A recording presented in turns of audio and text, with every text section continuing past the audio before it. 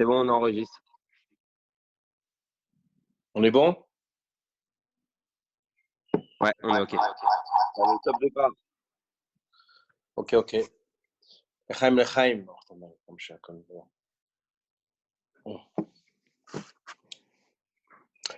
Donc, comme ça a été souligné tout à l'heure, au début, Kohar Nissan. Donc, on parle de la force. De la force. Et véritablement, qui est l'homme fort? La Mishnah a dit que c'est celui qui se maîtrise. Et plus que ça, c'est là-bas, elle compare cet homme à un individu qui a vaincu toute une ville. Mais si on réfléchit, c'est une légende.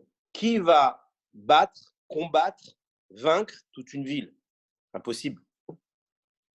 Donc pourquoi la Mishnah nous dit que, à comparaison, que celui qui est fort ou qui est appelé fort du fait qu'il a la maîtrise et le contrôle sur lui-même, il est comparé à celui qui a gagné toute une ville. Pour cela, il faut comprendre ce que dit l'Admor HaZaken, le Baal HaTanya, dans la Chassidoute. Il dit qu'en fin de compte, la ville, c'est quoi la ville? La ville, c'est la personnalité de l'individu. Les habitants de la ville, ça va être ses membres, ses organes, ses veines, ses vaisseaux, bref, tous les attributs, qu'importe, que ce soit les membres ou les organes ou les veines, on peut prendre le langage comme on le souhaite. Mais ce qui va configurer, ce qui va définir la personnalité, justement, c'est ce qu'il porte à l'intérieur de lui, à comparer à ses habitants. Donc la ville, c'est la personnalité. Maintenant, pour revenir à cette Mishnah, l'Admor HaZaken nous dit que qu'est-ce que ça veut dire qu'un homme qui est fort, il est comparé, ou du moins du fait qu'il a eu la maîtrise et le contrôle sur lui-même, il est comparé, ou on le considère comme quelqu'un qui a vaincu toute une ville. Ça veut nous dire qu'en fin de compte, celui qui va œuvrer, travailler sur sa ville, donc sur sa personnalité, au point de dominer les habitants, donc tous les membres et les organes qui portent en lui, donc quelque part les nerfs, les réflexes, les réactions que nous portons en nous, alors lui, il obtient le niveau de celui qui a vaincu toute une ville. Donc, il accède à un niveau beaucoup plus supérieur qu'il imaginait. Par rapport à cette date, le rabbi nous dit qu'il a accompli sa mission, que la mission en tout cas qui lui est due a été accomplie et qu'il nous laisse maintenant la chose entre nos mains. Et plus que ça, il nous dit qu'il va falloir attirer des grandes lumières qui viennent des mondes supérieurs, qu'on appelle les mondes de Tohu, et de les faire descendre au plus bas, qu'on appelle le monde de Tikkun. Ça veut dire qu'il va falloir pas uniquement prendre le relais, entre guillemets, du rabbi, plus que ça, comme il le demande et il le souligne, de faire tout ce qui est en son pouvoir, mais en plus d'aller chercher les plus grandes lumières pour les faire descendre au plus bas. Pour arriver à ça, alors c'est simple. Soit on se dit que le rabbi, quelque part, se décharge, chas v'shalom, ou soit on se dit qu'il nous met dans un profil trop haut, un level trop grand, et donc quelque part, on ne va pas remplir la feuille de route et on ne va pas ni obtenir et ni arriver à ce challenge, à ce défi. Et donc, ça voudrait dire que on nous demande quelque chose, mais qu'on ne va pas pouvoir accomplir. Et ça aussi, c'est faux, parce que si ça a été lancé, propulsé et motivé par le rabbi, c'est qu'à ce même moment, on a reçu les forces. Donc, comment on y arrive? On y arrive justement par le fait que le rabbi a dit ça, Chafret, donc Chafret Nissan, donc Kohar de Nissan. Donc il a dit ça un jour où se révèle la notion de la force. Et pour arriver à cette notion de force, il faut forcément commencer, ou du moins se lancer dès le départ à comprendre que pour atteindre les plus grandes lumières et les faire descendre, parce qu'atteindre des grandes lumières, c'est très bien d'avoir des inspirations, mais de les faire descendre, d'aller les accrocher à qu'elles puissent descendre au plus bas, ça veut dire quoi?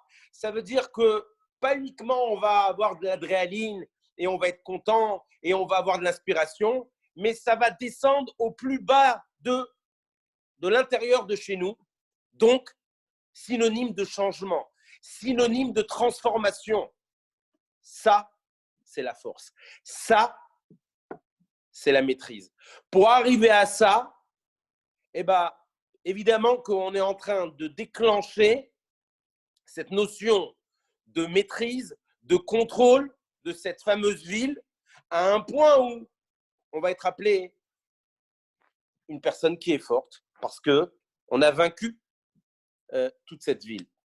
Donc, et là, je continue par rapport à ce que le rabbi là-bas nous dit, que comme c'est rapporté qu'on est un peuple avec la nuque rude, c'est-à-dire que quelque part on est un petit peu, on est akshan, on est un petit peu tête dure, alors on va avoir la tête dure dans le sens où on va pas se laisser emporter par les événements et par les situations, mais on va garder le cap jusqu'à arriver à faire en sorte qu'il y ait la Géoula et donc qu'il y ait le Mashiach.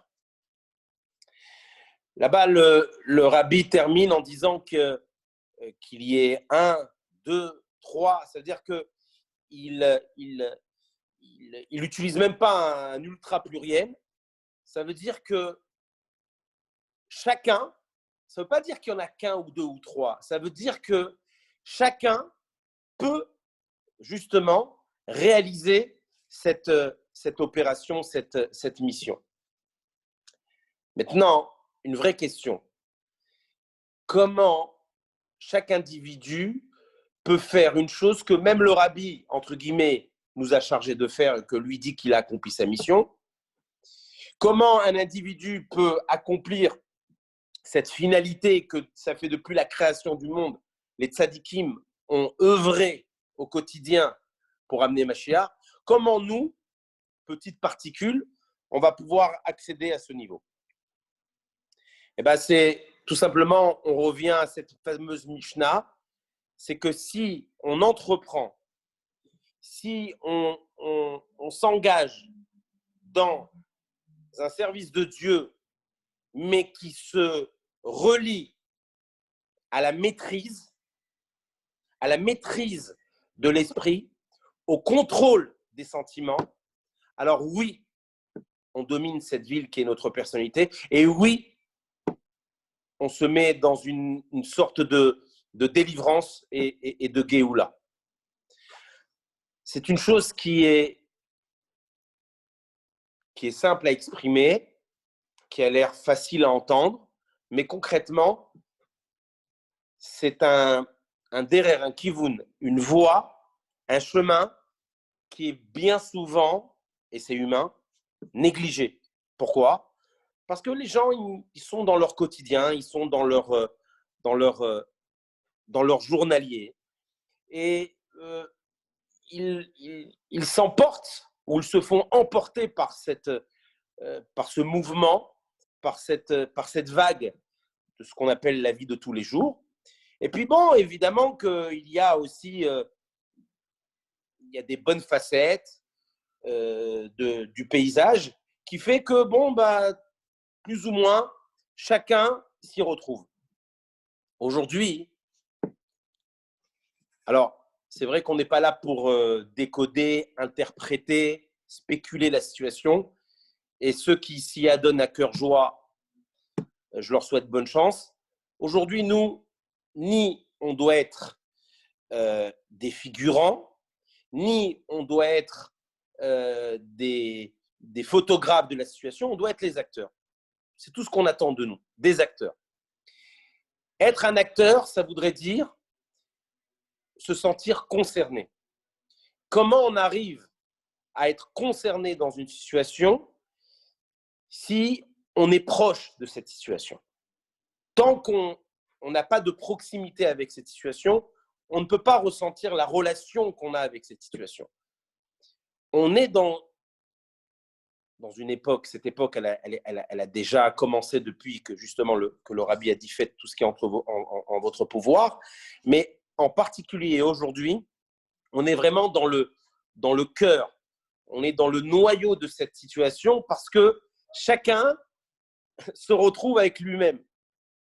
Chacun est en confinement, mais chacun va devoir se prendre en main. Et cette comment dire, cette vie que nous sommes en train aujourd'hui de non pas de subir, mais de prendre acte. Alors il faut véritablement en profiter parce que c'est maintenant, ça ne sera pas après, qu'on peut rentrer dans ce travail de maîtrise et de contrôle. Très simple, on est à la maison, on ne sort pas, donc on doit plus ou moins se canaliser notre énergie. Il y a le couple, la femme, le mari, les enfants, et il y a du bruit, et il y a chacun qui a son céder, chacun qui a son monde, chacun qui a sa personnalité. Donc, cette situation nous contraint forcément à devoir rentrer dans cette feuille de route, dans cette ligne de conduite que nous appelons la maîtrise et donc le contrôle.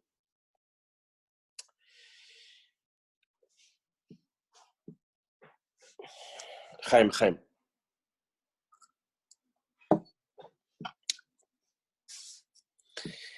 C'est marqué dans le Shulchan Aruch que celui qui remet en cause les paroles du sage, des Chachamim, forcément il remet en question la parole de Dieu. Pourquoi? Parce que c'est marqué également que le sage, donc quand on parle du sage, on parle du saint, du juste, du tzaddik, il est à l'identique du Créateur. Il est à l'image de Dieu.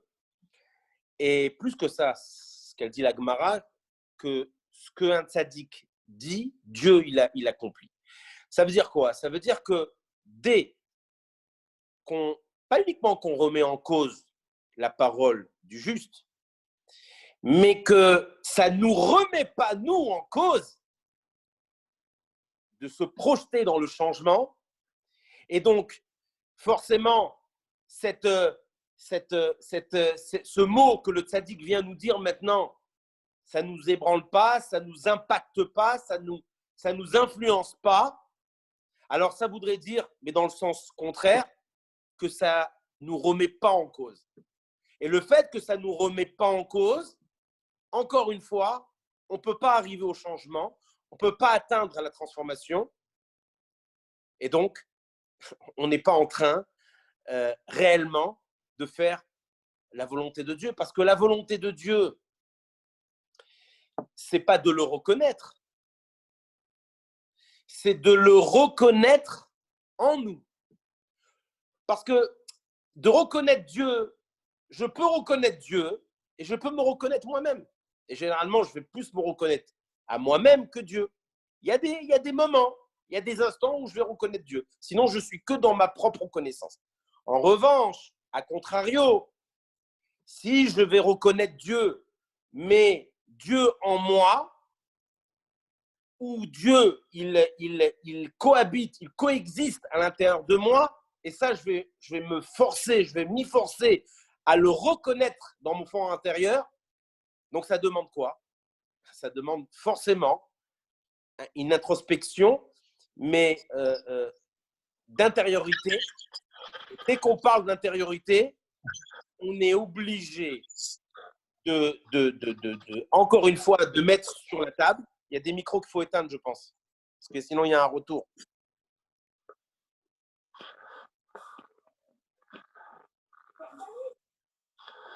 Ron? Bon. C'est bon, c'est bon. Ok, très bien. Donc, pour revenir à ce Shulchan Aruch, oui, le fait qu'on ne va pas prendre, entre guillemets, à la lettre ce qu'un tzaddik nous dit, ce n'est pas uniquement qu'on refoule ou on repousse ce qu'il est. Donc, qu'est-ce qu'il est? Il est à l'image de Dieu. La Gemara dit qu'il est à l'identique de son créateur. Mais plus que ça, c'est que ça ne va pas nous permettre, en tout cas, ça va nous empêcher de ne pas nous-mêmes de se remettre en cause. Donc, pourquoi je ramène ce lien du Shulchan Aruch, que celui qui remet la parole du sage en cause, il remet Dieu en cause? Parce que quand un tzaddik, et en particulier un tzaddik dans notre génération, il est en train de dire que la mission de mon côté, je l'ai accomplie, maintenant faites tout ce qui est en votre pouvoir, et c'est à vous d'aller chercher les plus grandes lumières pour les faire descendre au plus bas, et c'est à vous de déclencher toute une nouvelle énergie, toute une nouvelle inspiration. Alors, oui, réellement, on a de quoi se remettre en cause. Rabbi Yehuda Hanassi, il a dit que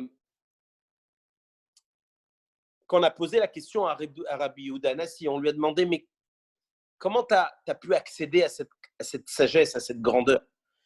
Il a dit que quand il était au Beth Midrash, quand il était au centre d'études, il était devant Rabbi Meir. Et le fait d'avoir uniquement contemplé le dos de Rabbi Meir, ça lui a permis d'atteindre ce niveau. Vous vous rendez compte? Ça veut dire que, encore une fois, le dos, c'est quoi? Le dos, c'est pas la face, forcément, c'est l'extérieur.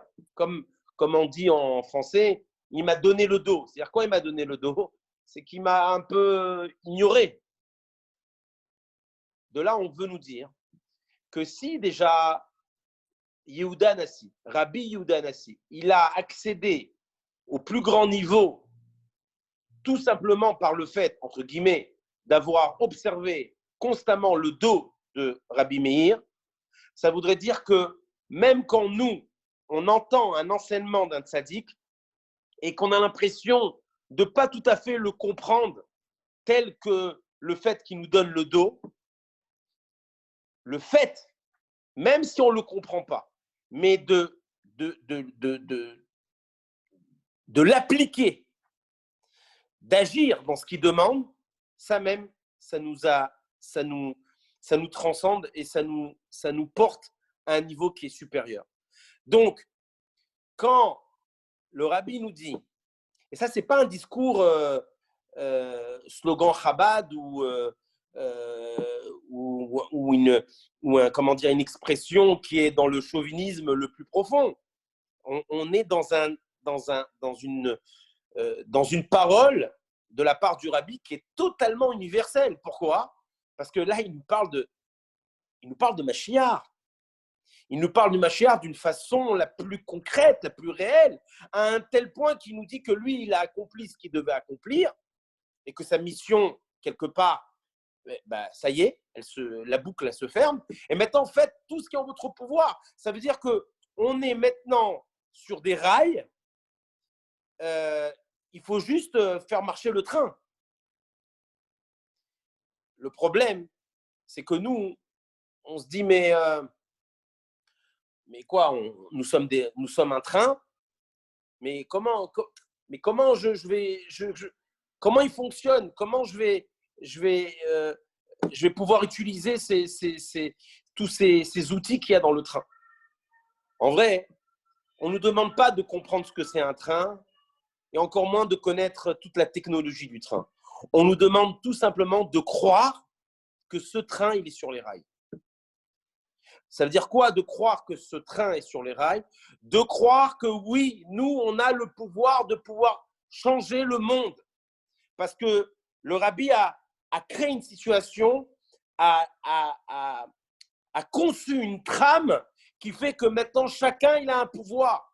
Et ce pouvoir, il est justement par le fait que dès que je décide d'entreprendre ce travail qui est de maîtriser mon esprit, contrôler mes sentiments, alors je me délivre de mon étroitesse. Je me départis de mes limites. Donc, je sors. Donc, je me délivre. Donc, je deviens mon propre libérateur. Si je deviens mon propre libérateur, pas uniquement j'ai passé le cap du changement et de la transformation, mais plus que ça, comme a dit la Gemara, que quelqu'un qui est en prison, il ne peut être sorti que par quelqu'un qui est à l'extérieur. Donc, ça veut dire que si moi, je me libère, donc je deviens mon propre libérateur, je vais arriver à pouvoir libérer les autres. Et ça, c'est un véritable, excusez-moi de l'expression, mais c'est un véritable virus constructif et positif. Pourquoi? Parce que ça se contamine. La libération se contamine. La délivrance se contamine. C'est des notions qui sont fortes, qui arrivent à se donner, à se transmettre et à faire en sorte que les choses, elles évoluent.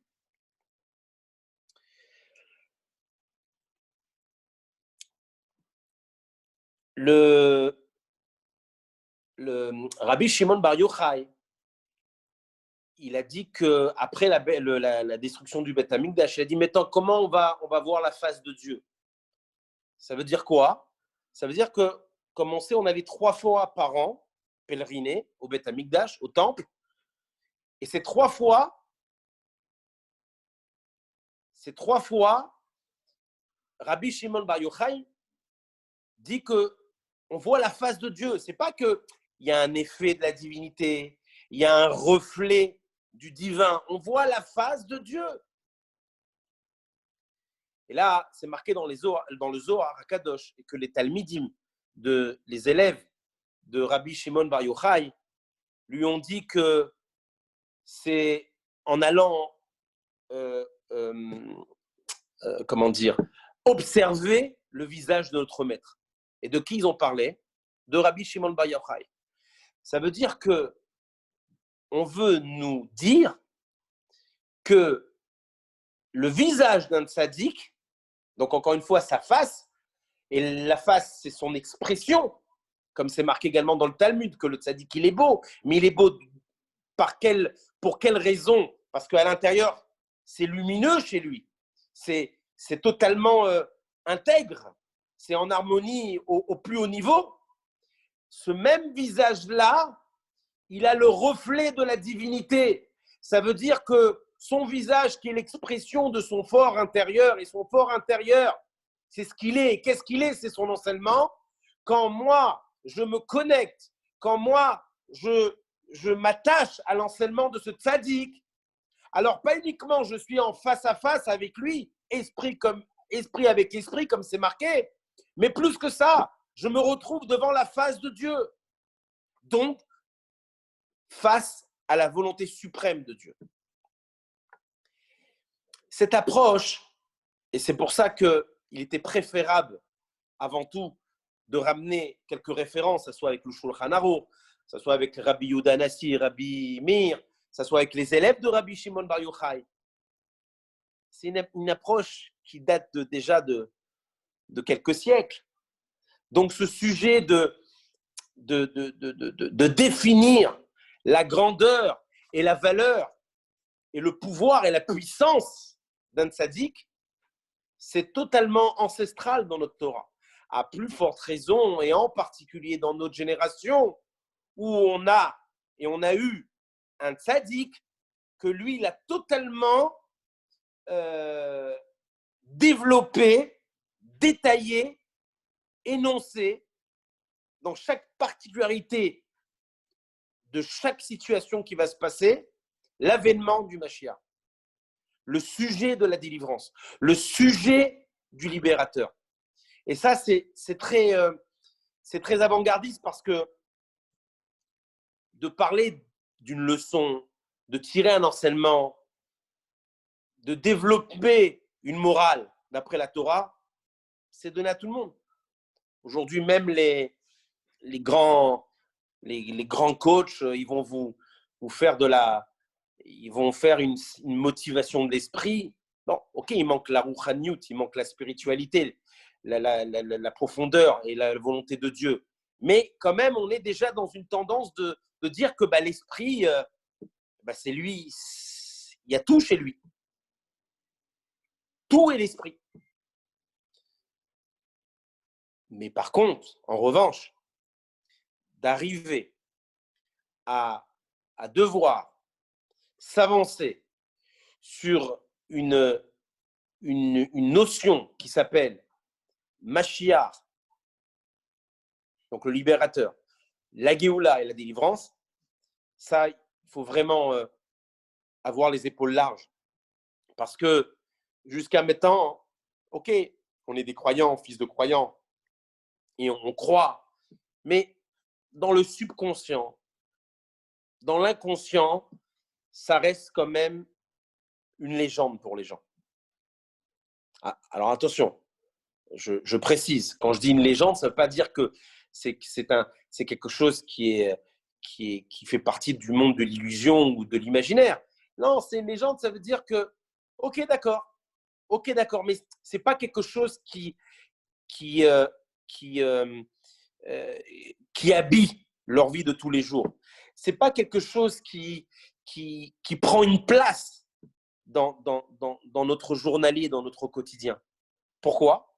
Parce qu'encore une fois, comme on ne recherche pas la maîtrise et le contrôle, donc forcément, on reste à devoir être limité et donc à ne pas se libérer.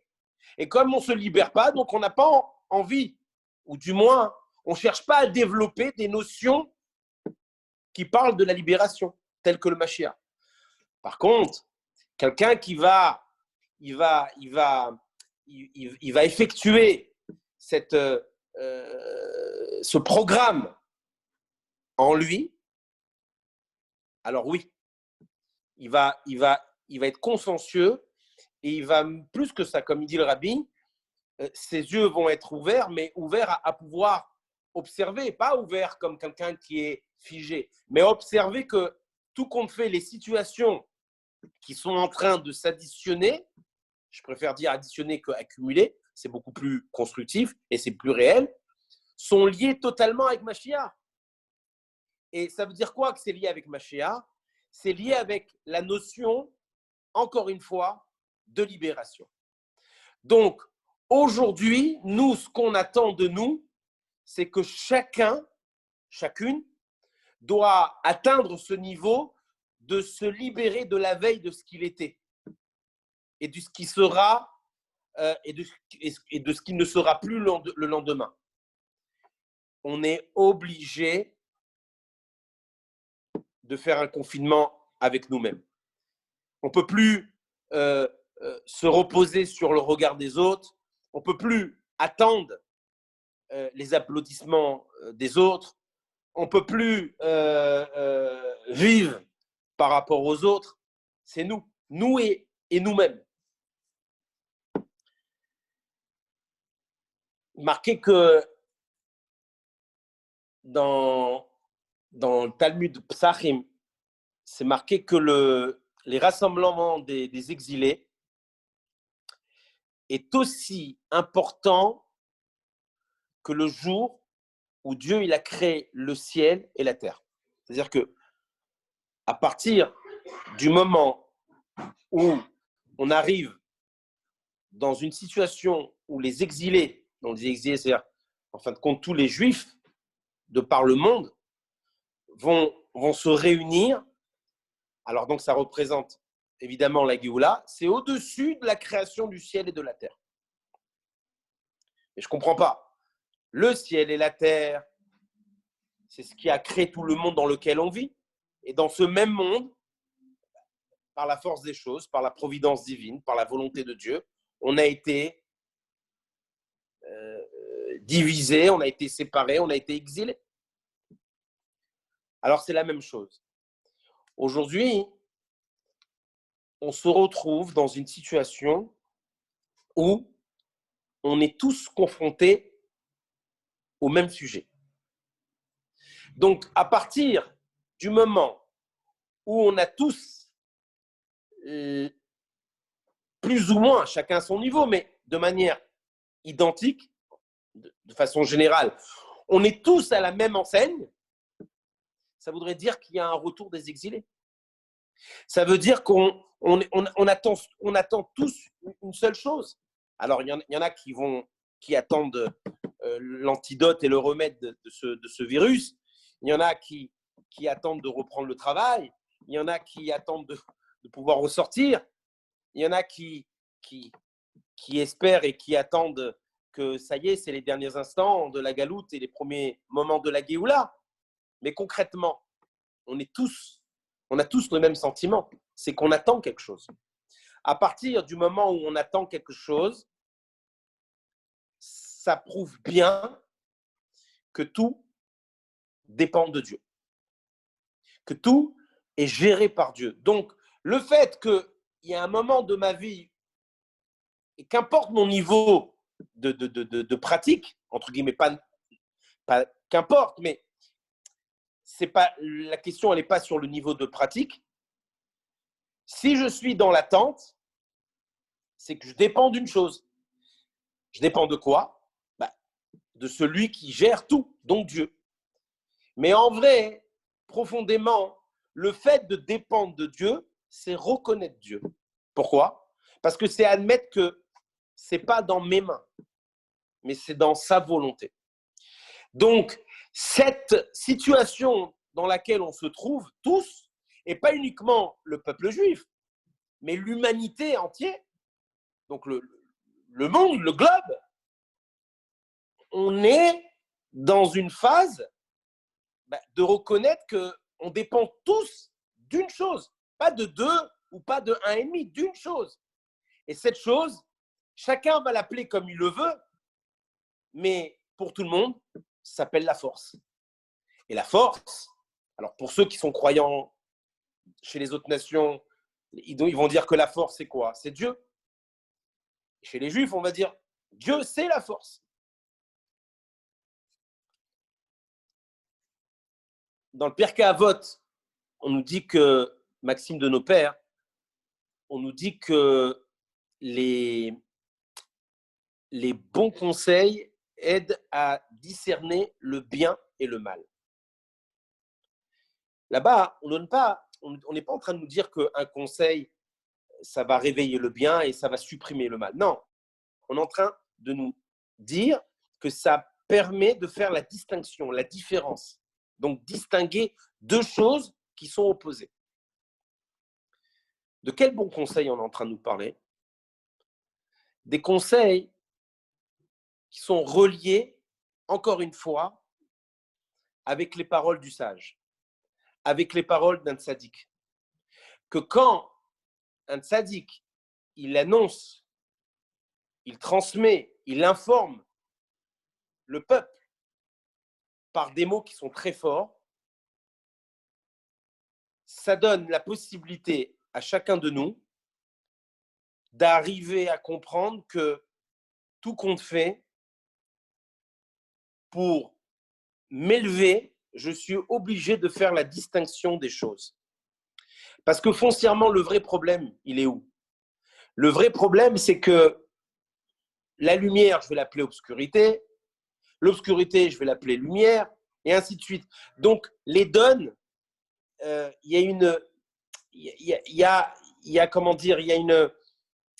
les choses sont bafouées, les choses sont erronées.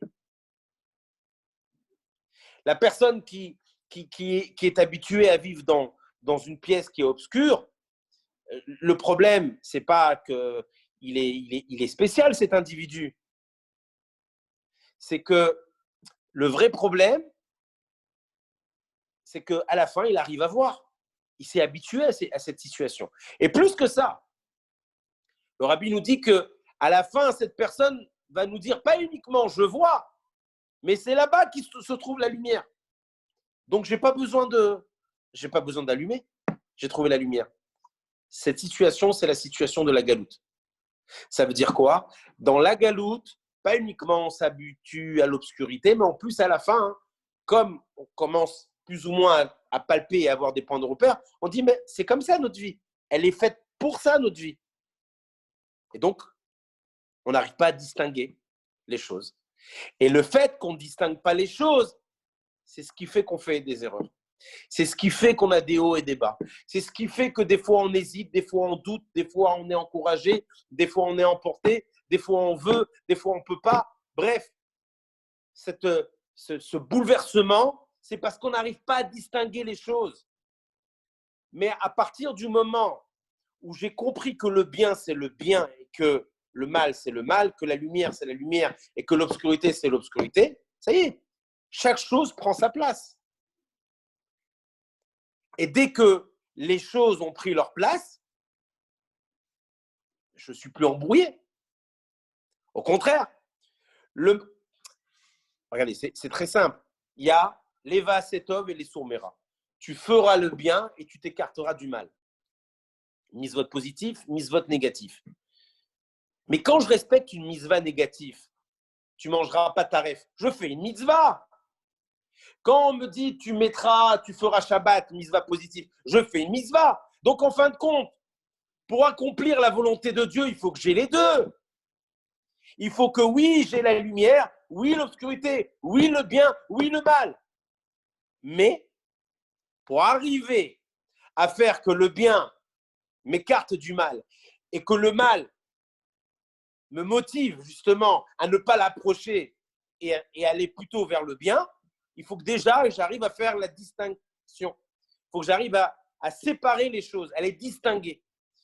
Si je ne fais pas la séparation, si je ne connais pas la définition de chaque entité à part entière, je suis dans le brouillard, je suis dans le mélange, je suis dans un mixte. Et là, c'est très difficile. Aaron, tu es là? Non. On a commencé, il était 9h15. Ah, ok, on a encore un petit quart d'heure. Et je suis là, je suis là. Ok.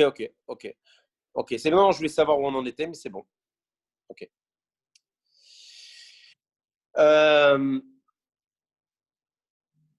Marqué dans Talmud Sanhedrin que la justice, elle transperce la montagne.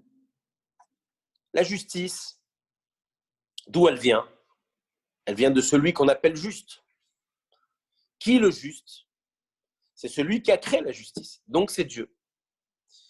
Mais la Gemara, elle va encore plus loin. Elle dit que véritablement, la justice, elle émane de la Torah. La même Torah que Dieu lui-même a été l'interroger, a été lui demander conseil avant de créer le monde. Parce que oui, ok, la Torah elle a été donnée à Arsinaï. Elle s'est révélée à Arsinaï. Mais la Torah, elle est là avant la création du monde. Alors, ok, la Torah, c'est Dieu. Maintenant, on ne va pas rentrer là-dedans. Mais concrètement, l'ordre, il est comme ça. Cette justice, donc cette Torah, cette même Torah que Dieu a pris conseil auprès d'elle, tel un constructeur qui va consulter un architecte pour construire un édifice, cette même Torah-là, on te dit que au même point qu'elle a été, on va dire, au point de départ de la création du monde, et dans ce même monde a été créé des choses qui font obstacle, ces mêmes choses ne peuvent arriver à ne plus te faire obstacle. Je m'explique. C'est que cette justice qui est la Torah, elle transperce même la montagne. C'est-à-dire quoi, elle transperce même la montagne? La montagne, un homme qui se retrouve devant une montagne, bah, il est figé, il est arrêté, il ne peut rien faire. Il va, comment?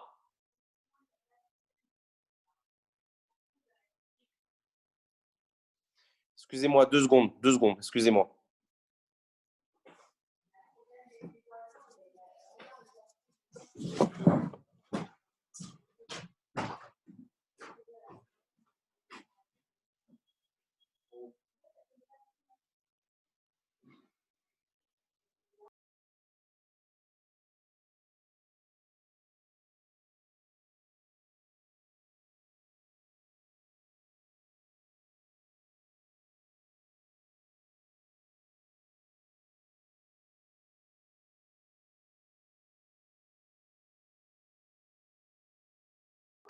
Excusez-moi, Mechila. Ouais, on parlait de montagne. Donc, quand un homme se retrouve devant une montagne, à part de vouloir la monter, et encore, ça reste, ça reste, une, ça reste un obstacle. Quelle est cette montagne? D'une façon, d'une façon expliquée beaucoup plus profonde, beaucoup plus spirituelle. Cette montagne, c'est mon ego. Mon ego se dit être une montagne et se dit, il n'y a que moi et personne ne peut passer au travers moi. Tu veux me changer? Tu n'arriveras pas. Tu veux me soulever? Tu ne pourras pas. Tu veux me transformer? Aucune chance. On te dit que la justice transperce même la montagne.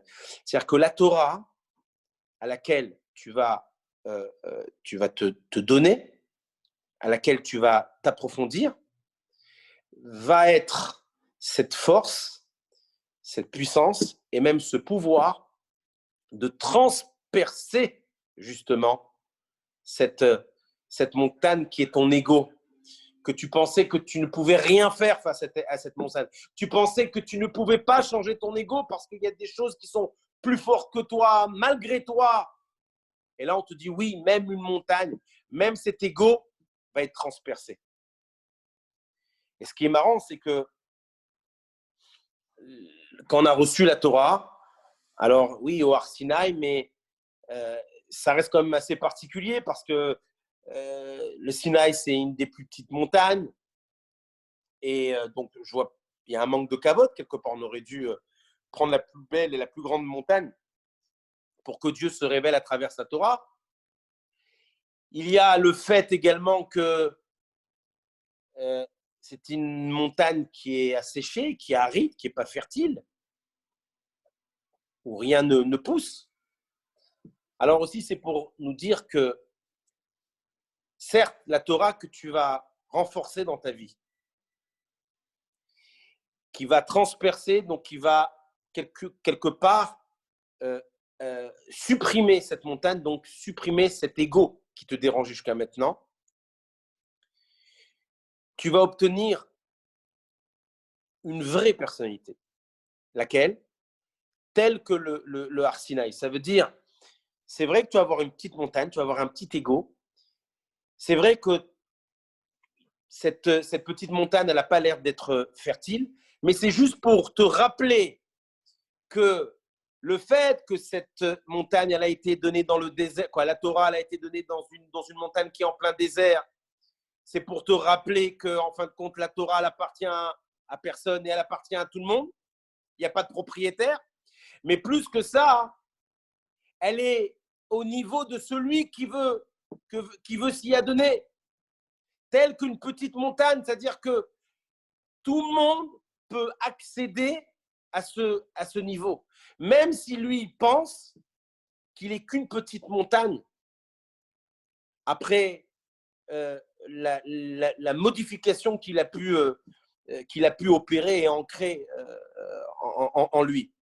Donc oui, là, on nous dit une chose qui est très forte, et d'ailleurs, le rabbi souligne ce point, que tout compte fait, oui, il faut supprimer cette Torah, on doit l'étudier pour supprimer cette grande montagne, pour enlever notre ego. Ok. Alors, mais si on n'a plus d'ego, c'est-à-dire qu'on n'a plus de personnalité, on n'a plus d'existence, on n'a plus de caractère, quand on n'est rien, non, c'est pas ça qu'on nous dit. On nous dit si, mais maintenant tu dois devenir une petite montagne dans le désert, aride, qui va représenter en fin de compte une personnalité, mais qui est détachée de tout. Une personnalité qui a de l'abnégation, qui a de l'annulation, qui a de la soumission, telle qu'une petite montagne aride. Et là, il y a la grandeur. Parce que c'est là-bas où tu vas recevoir la Torah. C'est là-bas où tu vas arriver à la compréhension de la Torah. C'est là-bas où tu vas arriver à cette connexion avec cette sagesse divine qui est la justice, donc la Torah.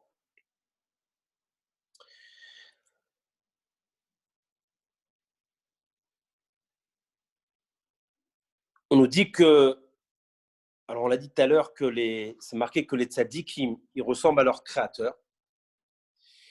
Et ça, c'est très important parce que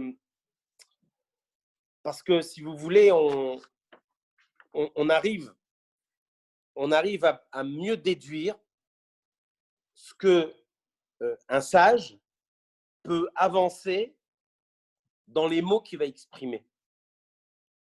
Alors, tel que, par exemple, une prophétie, une névoie ou un esprit divin, un Ruach HaKodesh. Mais la grandeur de ce sage, c'est pas qu'il peut prophétiser ou qu'il peut avancer des situations ou qu'il peut enclencher des événements.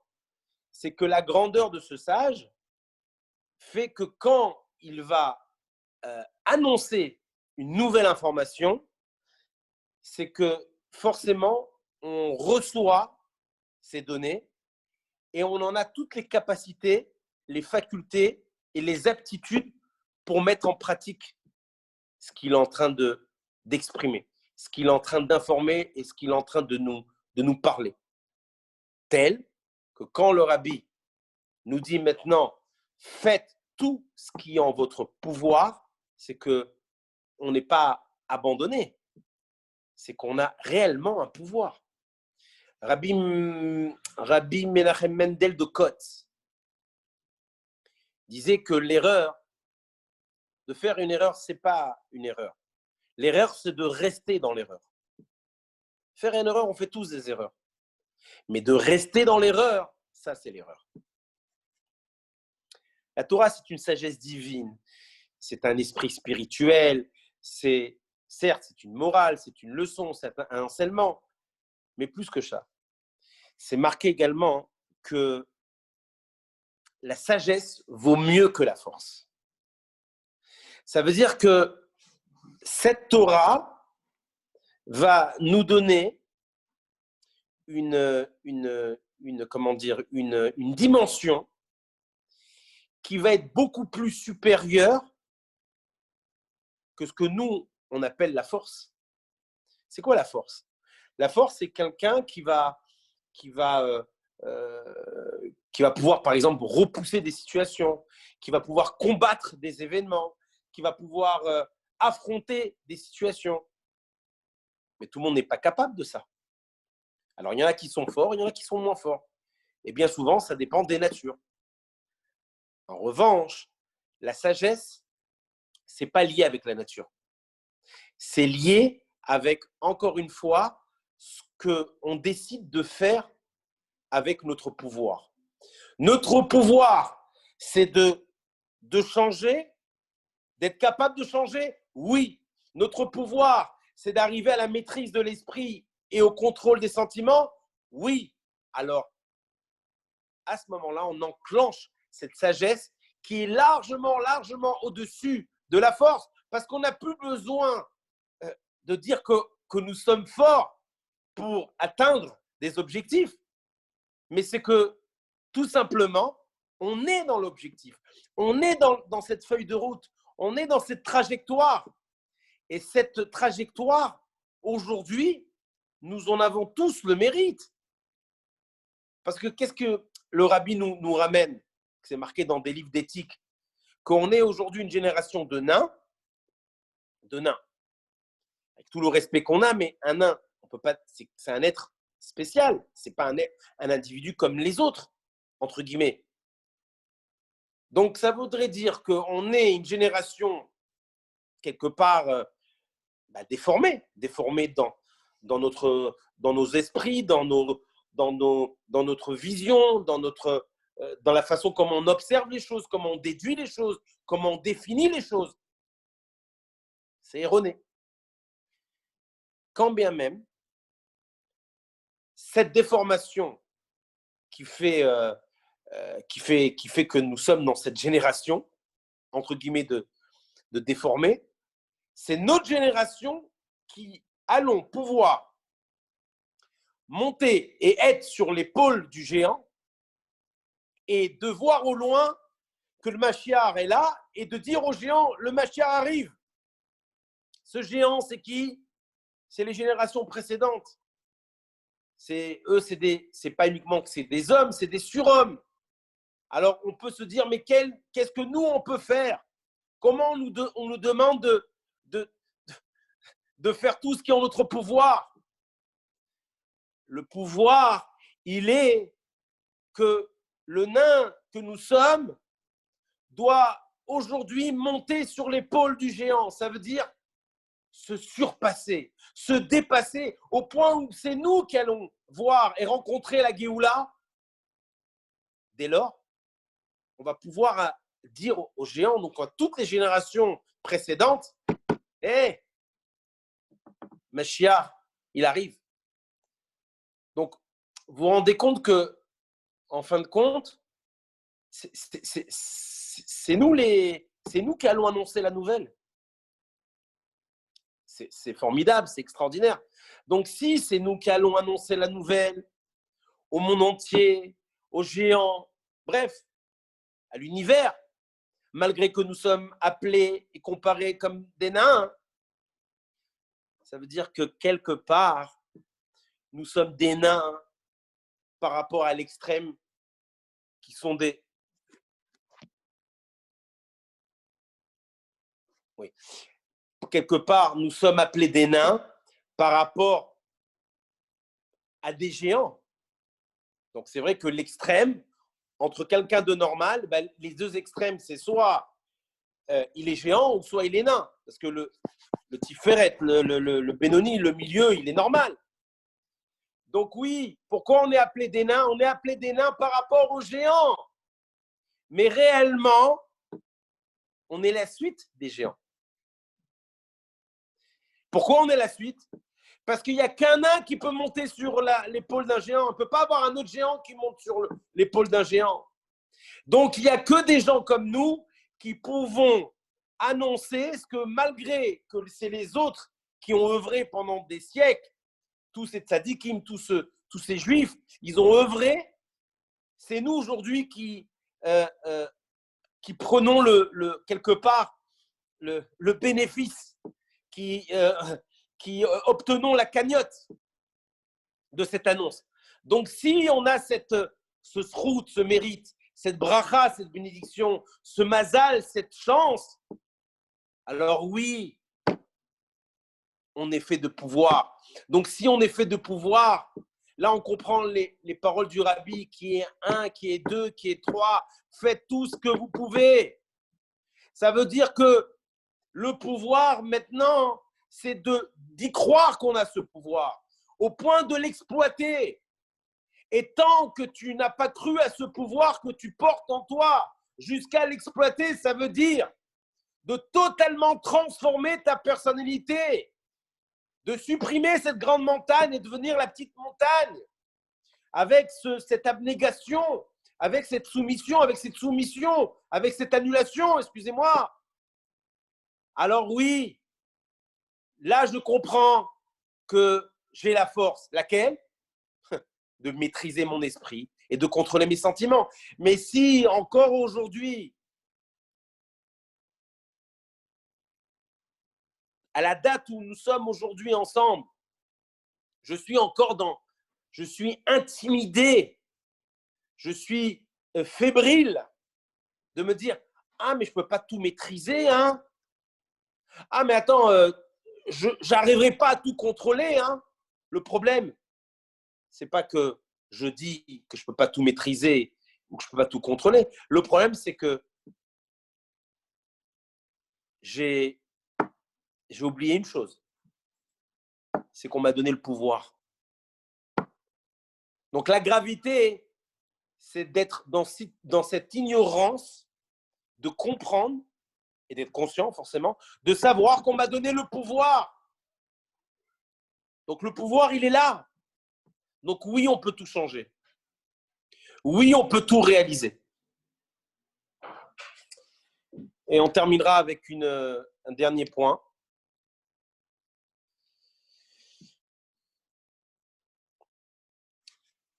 C'est que c'est marqué dans Michelet, dans les proverbes, acquérir la sagesse, acquiert la raison. Ça veut dire que cette sagesse-là à laquelle nous allons pouvoir arriver et donc aboutir va déclencher en nous réellement la raison. C'est quoi la raison? La raison, c'est la clairvoyance. La clairvoyance, ça veut nous apporter ou nous donner la possibilité de comprendre les situations. Comme on a dit tout à l'heure, si je sais que le bien, c'est le bien, que le mal, c'est le mal, que la lumière, c'est la lumière, et que l'obscurité, c'est l'obscurité, si je connais la définition de chaque force et que je les mets à leur place, je suis plus pris de panique. J'ai pas peur. Je suis pas dans l'hésitation et encore moins dans le doute. Au contraire, je gère et j'arrive à pouvoir comment dire canaliser ça. Alors oui, comme il dit l'Admorazaken, le Balatania, il dit que cette Torah que nous avons dans notre génération, cette Torah qui nous a été donnée, qui nous a été révélée, qui nous a été dévoilée et qui nous donne le plein pouvoir, qui se nomme et qui se définit comme la partie profonde de la Torah, donc la Chassidoute. Alors oui, l'Admorazaken nous dit que la Chassidoute, aujourd'hui, elle éclaircit l'esprit. Elle te donne un véritable esprit. Elle purifie le cœur. Elle te donne un vrai cœur. Elle change l'existence. Ça veut dire qu'elle te donne ta véritable entité et elle réveille l'essence. Elle dévoile l'essence. Ça veut dire qu'elle est en train également de te donner cette possibilité de voir apparaître en toi une partie extraordinaire que soit tu sous-estimais ou soit que tu ignorais ou que tu ne connaissais pas. Donc voilà le message d'aujourd'hui. Le message d'aujourd'hui, c'est de se réveiller à la mission, de se réveiller à cette clé, à ce passe-partout que le Rabbi nous a donné, de nous dire maintenant, c'est à vous de jouer. L'affaire, elle est dans vos mains. Faites tout ce qui est en votre pouvoir. Ça veut dire dévoiler réellement ce que vous êtes et ce que vous devez être. Et là, ça ne se limite pas simplement et uniquement à un challenge ou un défi, mais ça devient véritablement un objectif que chacun doit se donner à lui-même. Et si ça a été dit dans notre génération, ça veut dire que ça s'accomplit à notre époque et ça va suivre avec l'avènement de Mashiach et être relié totalement avec la Géoula et la délivrance. Donc, que Dieu fasse que on soit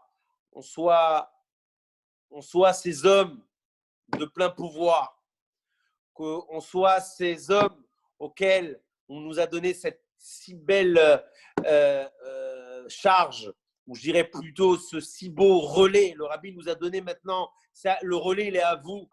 Donc ça veut dire, je crois en vous, je crois en toi, je crois en toi, je crois en toi, je crois en chacun. La seule chose qui manque, c'est de croire en nous-mêmes. Le Rabbi croit en nous. Maintenant, il faut commencer à croire en nous-mêmes.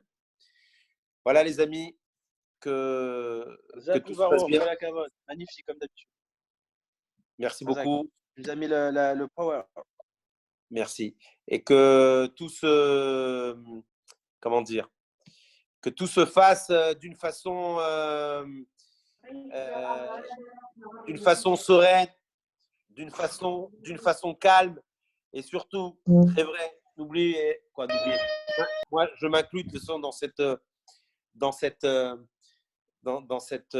comment, même pas une chose, c'est même pas une idée, c'est un état de oui. Non,